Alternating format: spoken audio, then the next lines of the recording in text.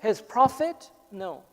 Glory be to the one who took his servant on a night journey. But servant is a word that we normally understand to be someone who is low class. And here is the lesson that yes, this word servant, slave, when used by itself is a lowly word. But when it becomes connected with Allah subhanahu wa ta'ala, it raises you to the highest rank.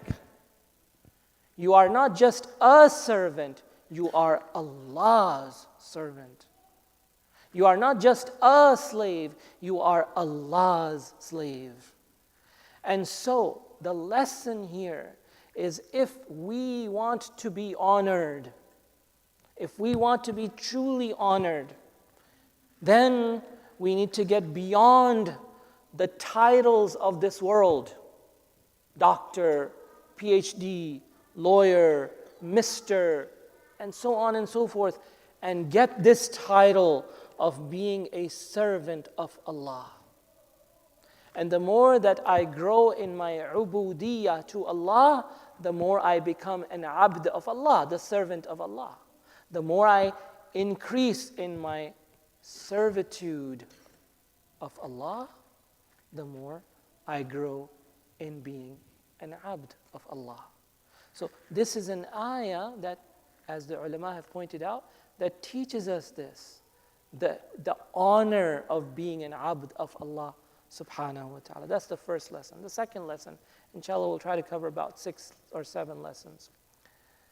Second lesson, remember I said that the event of Al-Isra wal-Mi'raj took place right after the year of sadness. And to be more precise, it took place right after the setback in Ta'if. According to many of the historians, the time between Ta'if and Al-Isra wal-Mi'raj is 3 weeks. Only 3 weeks. And what happened in Ta'if?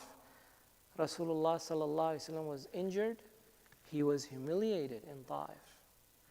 So much so that he had to hide from people.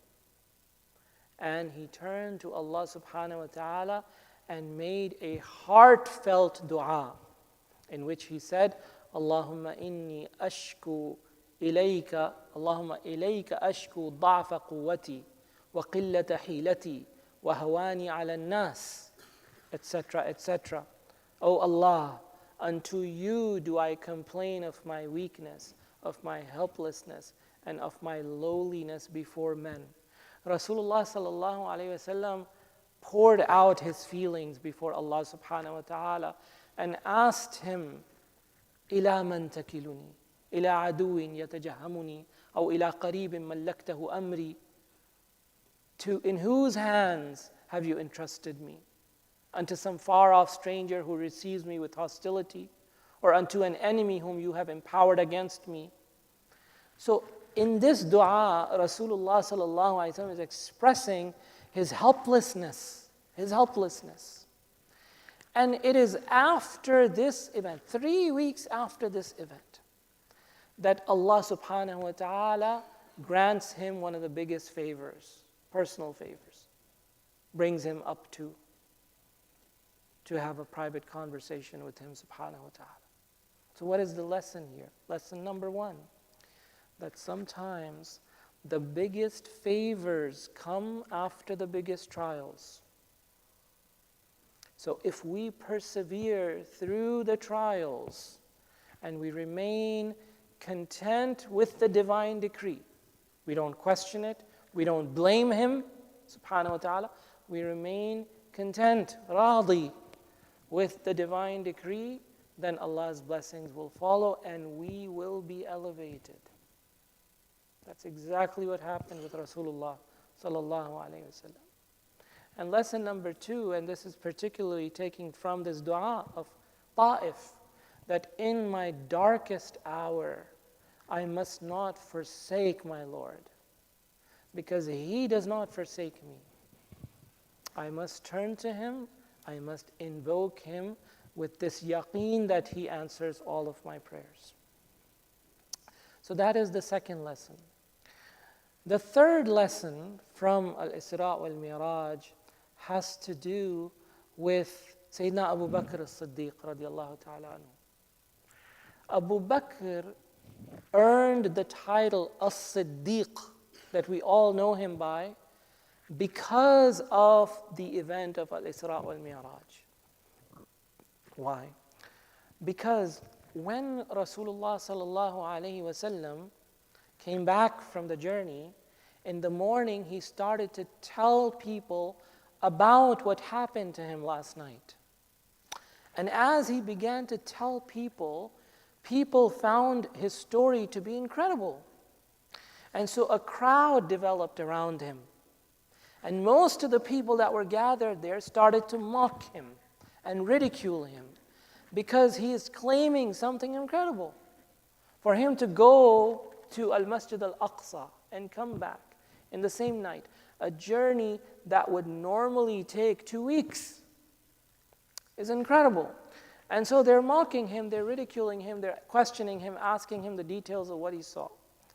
And then some of them, they leave the gathering to tell other people, did you hear what he's saying? Go listen. Go listen, he's at the Kaaba right now. And so somebody comes and finds Abu Bakr. Abu Bakr was not there. Somebody comes and finds Abu Bakr. And he says to him, did you hear what your friend is saying this morning? So Abu Bakr said, no, what is he saying? And so the man says, he claims that he went last night to Al-Masjid Al-Aqsa and came back. Ha ha ha ha. Right? So now Abu Bakr says to him, if he's saying it, then I believe it. And so the man, flabbergasted, he says to him, what? How can you believe such an incredible thing? And so Abu Bakr says to him, what's so incredible about this? I already believe in something more incredible. I already believe in a claim that he has made that is more incredible than this, which is that wahi comes to him from the Lord of the universe. If I already believe in that, what's so big about this? And because of this, and then Abu Bakr came and then he heard the story directly from Rasulullah sallallahu alaihi wasallam. But because of his quickness in confirming the truth of what Rasulullah sallallahu alaihi wasallam is saying, he earned the title of a Siddiq. Because he declined to follow the status quo and immediately believed in Rasulullah sallallahu alaihi wasallam. So what is the lesson here?